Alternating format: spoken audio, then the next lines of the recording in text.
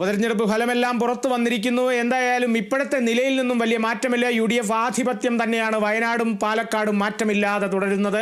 ചേലോടെ ചേലക്കര ചുവന്ന കോട്ടയായി ഇടതുപക്ഷത്തിനൊപ്പം നിന്നു. വയനാട്ടിൽ പ്രിയങ്കയുടെ ഭൂരിപക്ഷം 3.5 ലക്ഷം കടന്നു. ശക്തമായ ത്രികോണ മത്സരം നടന്ന പാലക്കാട് BJP കോട്ടകൾ തകർത്ത് രാഹുൽ മാങ്കൂട്ടത്തിൽ രഥത്തിലേറി. ചേലക്കരയിൽ ഭൂരിപക്ഷം കുറഞ്ഞെങ്കിലും UR പ്രദീപിന്റെ ജയത്തോടെ സംസ്ഥാനത്ത് ഭരണവിരുദ്ധ വികാരമില്ലെന്നാണ് LDF പറയുന്നത്. വിശദാംശങ്ങളും വിശകലനവുമായി സെൻട്രൽ ഡെസ്കിൽ നിന്നും KB ലിബീഷ് ചേരുന്നു. ലിബീഷ്, എന്തായാലും ഈ ഒരു ഉപതെരഞ്ഞെടുപ്പുകൾ, കേരളത്തിൽ നടന്ന ഉപതെരഞ്ഞെടുപ്പുകളുടെ ചരിത്രം എടുത്തു നോക്കിയാൽ എപ്പോഴും നിലവിലെ സീറ്റ് അല്ലെങ്കിൽ ആരാണോ അവിടെ നിലവിൽ നിൽക്കുന്നത് അവരോടൊപ്പം മാത്രമാണ് എപ്പോഴും ഉപതെരഞ്ഞെടുപ്പ് ഫലങ്ങളെല്ലാം നിന്നിട്ടുള്ളത്. ആകെ ഒരു മാറ്റം വന്നിട്ടുള്ളത് നേരത്തെ നടന്നിട്ടുള്ള ഒരു വട്ടിയൂർക്കാവ് ബൈ ഇലക്ഷൻ മാത്രമാണ്. എന്തായാലും ഈ ഒരു പ്രധാനമായും ഈ ഒരു 3 മണ്ഡലങ്ങളെ എങ്ങനെ നമുക്കിപ്പോൾ ഈ ഒരു ജയത്തോടെ ആദ്യം തന്നെ നമുക്കതിലേക്ക് ഒരു വിശകലനത്തിലേക്ക് പോകാം. എങ്ങനെ മൊത്തത്തിൽ ഒന്ന് വിലയിരുത്തുന്നു?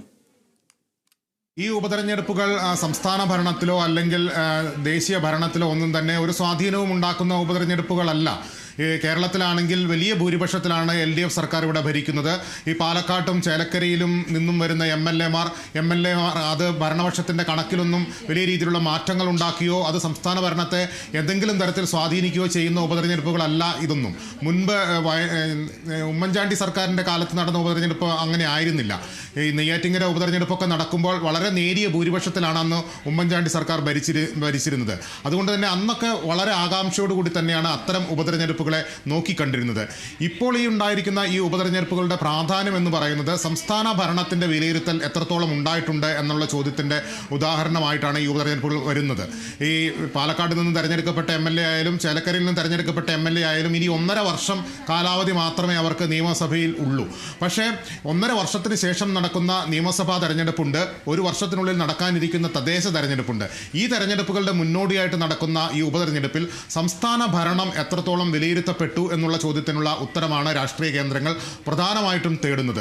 പാലക്കാട്ടേക്ക് വന്നു കഴിഞ്ഞാൽ പാലക്കാട് BJPയുടെ 2ാം സ്ഥാനം കൊണ്ടാണ് ആ മണ്ഡലം ഏറ്റവും കൂടുതൽ ശ്രദ്ധ നേടിയത്. BJPക്ക് ആകെ നിയമത്തുണ്ടായിരുന്ന അക്കൗണ്ട് കഴിഞ്ഞ തെരഞ്ഞെടുപ്പിൽ പൂട്ടിപ്പോയിരുന്നു. പാലക്കാടോട് വീണ്ടും ഒരു അക്കൗണ്ട് നിയമസഭയിൽ തുറക്കാമെന്ന BJPയുടെ മോഹത്തിനാണ് തിരിച്ചടിയേറ്റിരിക്കുന്നത്.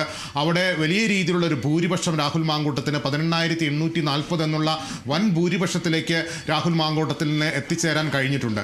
പാലക്കാട് കഴിഞ്ഞ തെരഞ്ഞെടുപ്പുകളിലൊന്നും ആ രീതിയിലുള്ള ഭൂരിപക്ഷം സമീപകാലത്ത് ഉണ്ടായത് 2014 ഷാഫി പറമ്പിലിന് ലഭിച്ച 17,000 വോട്ട് മാത്രമാണ്.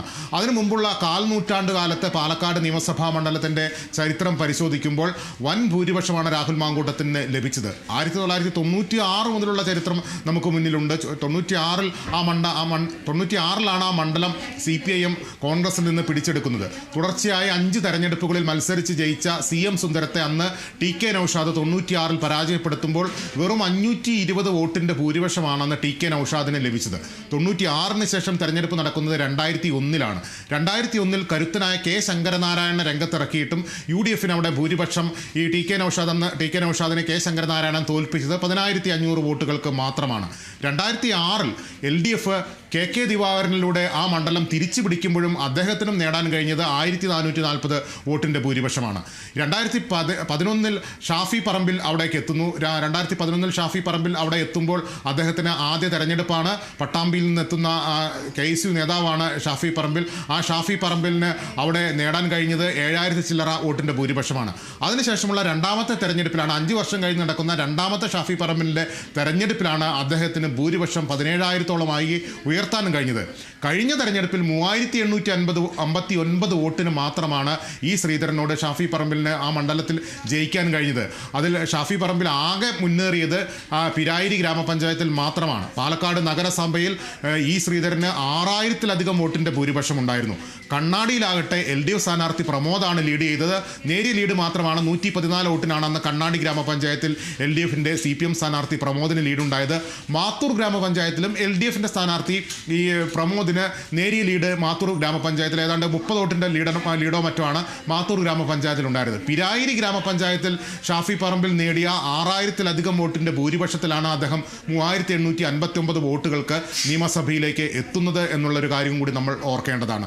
അങ്ങനെ ഒരു സാഹചര്യത്തിലാണ് രാഹുൽ മാങ്കൂട്ടത്തിൽ പത്തനംതിട്ടയിൽ നിന്നും പാലക്കാട് എത്തി 18,000-ലധികം വോട്ടിൻ്റെ ഭൂരിപക്ഷത്തിൽ അവിടെ നിന്നും ജയിച്ച് നിയമസഭാ അംഗമായി സത്യപ്രതിജ്ഞ ചെയ്യാനായി പോകുന്നത്. അത് വലിയ രീതിയിലുള്ള രാഷ്ട്രീയ ചർച്ചകൾക്ക്, രാഷ്ട്രീയ വിലയിരുത്തലുകൾക്ക് ഒക്കെ ഇടയാക്കുന്ന ഒരു കാര്യം തന്നെയാണ്. അവിടെ സംബന്ധിച്ച് 3 തദ്ദേശഭരണ സ്ഥാപനങ്ങളാണ് പാലക്കാട് നിയമസഭാ മണ്ഡലത്തിൻ്റെ പരിധിയിലുള്ളത്. പാലക്കാട് നഗരസഭ, പിരായിരി, മാത്തൂര്, കണ്ണാടി എന്നീ ഗ്രാമപഞ്ചായത്തുകൾ. പാലക്കാട് നഗരസഭ BJP ഭരിക്കുന്ന നഗരസഭയാണ്. സംസ്ഥാനത്ത് BJP ഭരിക്കുന്ന 2 നഗരസഭകളിൽ ഒന്ന് പാലക്കാടാണ്. കഴിഞ്ഞ ടേമിലും BJP ആണ് അവിടെ ഭരിച്ചത്. 52 കൗൺസിലർമാരാണ് പാലക്കാട് നഗരസഭയിലുള്ളത്. അതിൽ 27 പേരും BJP-ക്കാരാണ്. 17 അംഗങ്ങളുടെ പിന്തുണ മാത്രമാണ് UDF-നുള്ളത്. 7 പേർ മാത്രമാണ് LDF-നുള്ളത്. അങ്ങനെ BJP-ക്ക് വലിയ രീതിയിൽ ആധിപത്യമുള്ള നഗരസഭയാണ് പാലക്കാട് എന്ന് പറയുന്നത്.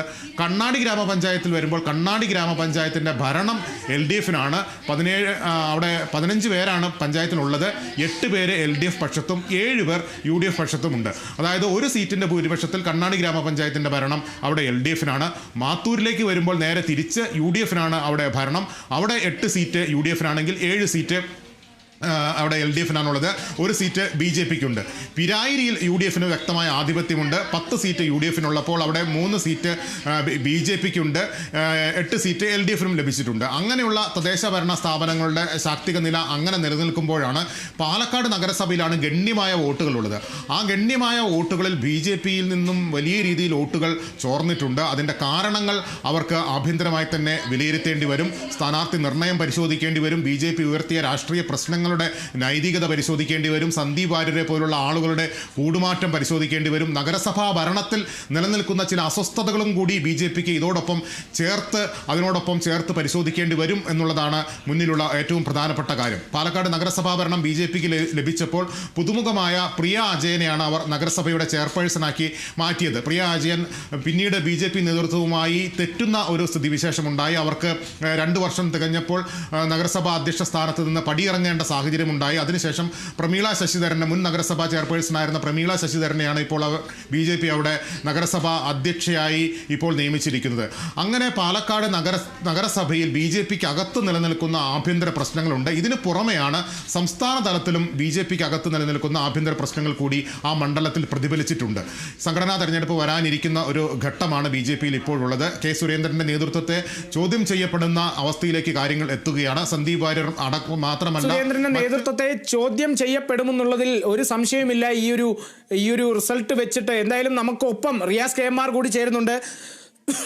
റിയാസ്, എന്തായാലും വയനാട്ടിൽ പ്രതീക്ഷിച്ച പോലെ തന്നെ, അല്ലെങ്കിൽ കോൺഗ്രസ് നേതൃത്വം, UDF നേതൃത്വം പ്രതീക്ഷിച്ച പോലെ തന്നെ പ്രിയങ്ക ഗാന്ധിക്ക് വലിയൊരു വിജയം കരസ്ഥമാക്കാൻ കഴിഞ്ഞിരിക്കുന്നു. കഴിഞ്ഞ ദിവസവും ആദ്യം 5 ലക്ഷത്തിൽ പരം ഭൂരിപക്ഷത്തിൽ വിജയിക്കുമെന്നുള്ളിടത്ത് കഴിഞ്ഞ ദിവസം T സിദ്ദിഖ് അടക്കം പറഞ്ഞു എന്തായാലും 4 ലക്ഷത്തിലധികമാകും, അതിൻ്റെ മുകളിലേക്ക് എത്ര വേണമെങ്കിലും വരാം എന്നുള്ള തരത്തിലായിരുന്നു T സിദ്ദിഖ് കഴിഞ്ഞ ദിവസവും പറഞ്ഞത്. എന്തായാലും 4 ലക്ഷത്തിന് മുകളിൽ പോയിരിക്കുകയാണ്.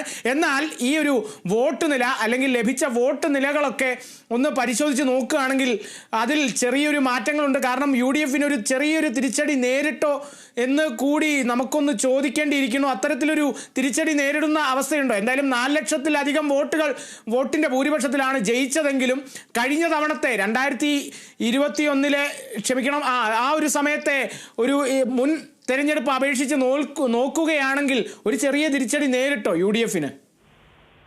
കാളിദാസ്, ഈ വയനാട് ഉപതെരഞ്ഞെടുപ്പ് പരിശോധിക്കുമ്പോൾ വയനാട് ഉപതെരഞ്ഞെടുപ്പിന്റെ ചരിത്രത്തിലെ ഏറ്റവും കൂടിയ വോട്ട് ശതമാനമാണ് കോൺഗ്രസിനെ സംബന്ധിച്ച് പ്രിയങ്ക ഗാന്ധി ഇത്തവണ നേടിയിരിക്കുന്നത്. 65.33% വോട്ടിന്റെ ഭൂരിപക്ഷം എന്ന് പറയുന്നത് ഏറ്റവും വലുതാണ്. 2019 കോൺഗ്രസിനെ സംബന്ധിച്ച് ഏറ്റവും കൂടുതൽ ഭൂരിപക്ഷം നേടുന്നത്. വോട്ട് ശതമാനവും അന്നാണ് നേടുന്നത്.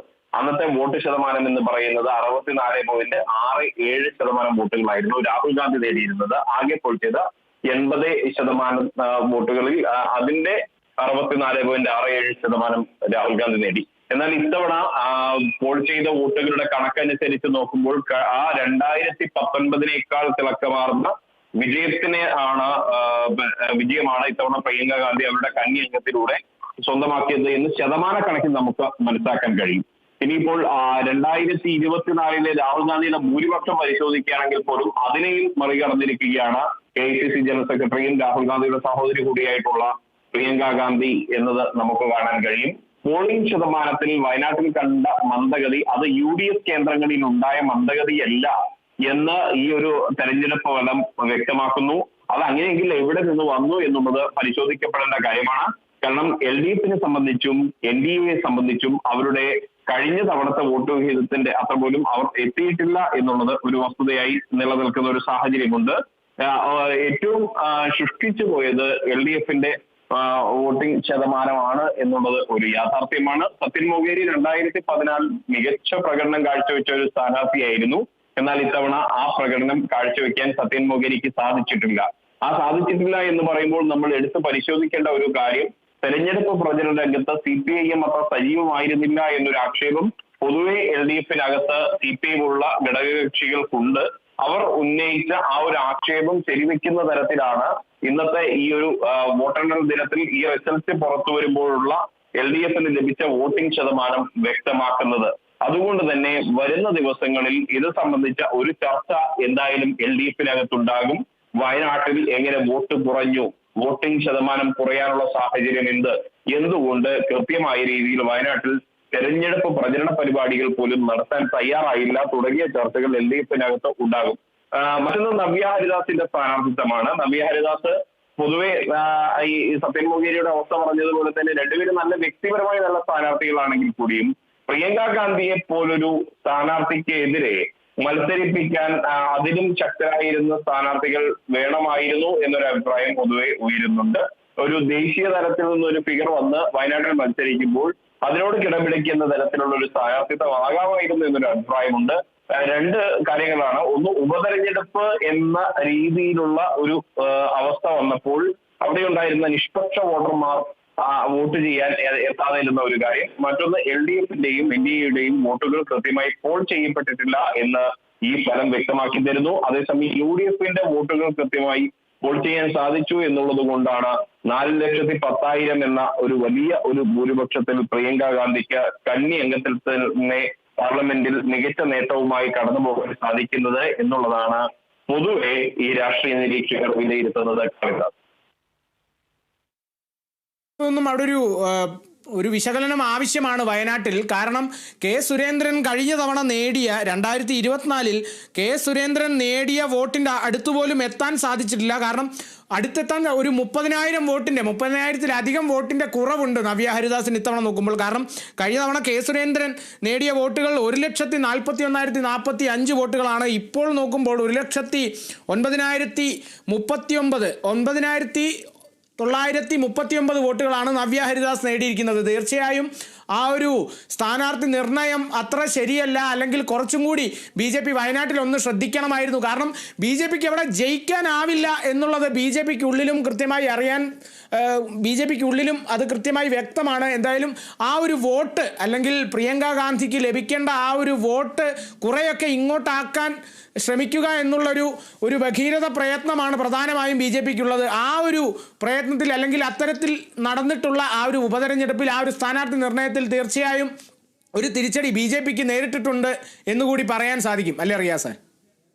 അതായത് നവ്യ ഹരിദാസ് ആകെ നേടിയത് 1,09,939 വോട്ടുകൾ. അതായത് 1,09,939 വോട്ടുകളാണ് നവ്യ ഹരിദാസ് വയനാട്ടിൽ നിന്നും നേടിയത്. അത് കഴിഞ്ഞ തവണ BJPയുടെ സംസ്ഥാന അധ്യക്ഷനായിട്ടുള്ള സുരേന്ദ്രൻ രാഹുൽ ഗാന്ധിക്കെതിരെ നേടിയ വോട്ട് വിഹിതത്തിന്റെ അടുത്ത് പോലും എത്തിയിട്ടില്ല എന്നുള്ളത് ഒരു വസ്തുതയാണ്. ആ ഒരു സാഹചര്യം പരിശോധിക്കുമ്പോൾ BJPയുടെ സ്ഥാനാർത്ഥി നിർണയം കുറച്ചുകൂടി കാര്യക്ഷമമാകാമായിരുന്നു എന്നൊരു വിലയിരുത്തൽ പൊതുവെ BJPക്ക് അകത്ത് തന്നെ വരുന്നുണ്ട്. അതായത് 11% മാത്രമാണ് നവ്യ ഹരിദാസിന് വോട്ട് നേടാൻ സാധിച്ചത്. BJP സംസ്ഥാന അധ്യക്ഷൻ 13% മുകളിലേക്ക് അത് കൊണ്ടുപോയിരുന്നു. 11.54% വോട്ടുകളാണ് നവ്യ ഹരിദാസിന് നേടാൻ സാധിച്ചിരിക്കുന്നത് എന്നുള്ളതാണ്. വോട്ടിന്റെ ശതമാനത്തിലും വലിയൊരു ഇടിവ് സംഭവിച്ചിരിക്കുന്നു NDAയെ സംബന്ധിച്ച്. അത് ഈ സ്ഥാനാർത്ഥി നിർണയത്തിൽ സംഭവിച്ച പിഴവ് തന്നെയാണ്. നമ്മൾ നേരത്തെ പാലക്കാട് പരിശോധിച്ച സമയത്ത് സന്ദീപ് വാര്യർ, അദ്ദേഹം ഇപ്പോൾ കോൺഗ്രസിന്റെ നേതാവാണ്, അദ്ദേഹം പറഞ്ഞ ഒരു വാചകമുണ്ട്. ഈ കൃഷ്ണകുമാറിനെ തന്നെ നിരന്തരം പാലക്കാട് സ്ഥാനാർത്ഥിയാക്കിക്കൊണ്ട് ജനങ്ങളിൽ ഒരു മടുപ്പുളവാക്കിയിരിക്കുന്നു, മറ്റു നല്ലൊരു സ്ഥാനാർത്ഥി അവിടെ വെക്കാമായിരുന്നു എന്നൊരു അഭിപ്രായം. അത് ശോഭാ സുരേന്ദ്രൻ അടക്കമുള്ളവരെയാണ് ഉദ്ദേശിച്ചതെങ്കിൽ കൂടിയും ഇതേ ശോഭാ സുരേന്ദ്രനെ തന്നെ MT രമേശിനെയൊക്കെ വയനാടിന്റെ പരിഗണനാ ലിസ്റ്റിലുണ്ടായിരുന്നു. അത്തരം മുതിർന്ന നേതാക്കളെ മത്സരിപ്പിക്കാതെ ലോക്സഭാ തെരഞ്ഞെടുപ്പിൽ പുതുമുഖമായ നവ്യ ഹരിദാസിനെ അവർ തെരഞ്ഞെടുപ്പ് രംഗത്ത് പുതുമുഖമല്ലെങ്കിൽ കൂടിയും ലോക്സഭാ തെരഞ്ഞെടുപ്പിൽ അവർ പുതുമുഖമാണ്. അവരെ പരിചയപ്പെടുത്തേണ്ടതായുള്ള ഒരു ആവശ്യം അവിടെ വരുന്നു. അവരെ സംബന്ധിച്ച് മഹിളാ മോർച്ചക്കാർക്കിടയിൽ അവർ പരിചിതയാണെങ്കിൽ കൂടിയും ഒരു പൊതുസമൂഹത്തിനിടയിൽ അത്ര ചിരപരിചിതയല്ല നവ്യ ഹരിദാസ് എന്ന് പറയുന്നത്. അങ്ങനെ ഒരാളെ കൊണ്ടുവരുമ്പോൾ സ്വാഭാവികമായും ഉണ്ടാകുന്ന ഒരു തിരിച്ചടി തന്നെയാണ് BJP ഇത്തവണ നേരിട്ടത്. മറ്റൊന്ന് എടുത്തു പറയേണ്ടത്, ഈ മുണ്ടക്കൈ ചൂരൽമല ഉരുൾപൊട്ടൽ ദുരന്തവുമായി ബന്ധപ്പെട്ട് പ്രധാനമന്ത്രി അവിടെ വന്നു ഫോട്ടോ എടുത്തു പോയി എന്നതിനപ്പുറത്തേക്ക് കൃത്യമായ ഒരു കേന്ദ്ര സഹായം പോലും, അടിയന്തര സഹായം പോലും അവിടെ അനുവദിക്കപ്പെട്ടിരുന്നില്ല എന്നുള്ളതാണ്. സ്വാഭാവികമായും BJPക്ക് അനുകൂലമായി ചിന്തിച്ചിരുന്ന വോട്ടർമാർ, അതായത് BJP അനുഭാവികളായ വോട്ടർമാർ ഇത്തവണ മാറി ചിന്തിച്ചാലും അത്ഭുതപ്പെടാനില്ല. അവർ ഒന്നുകിൽ പോളിംഗ് ബൂത്തിലേക്ക് എത്തിയില്ല എന്ന് വേണം നമുക്ക് വ്യാഖ്യാനിക്കാൻ.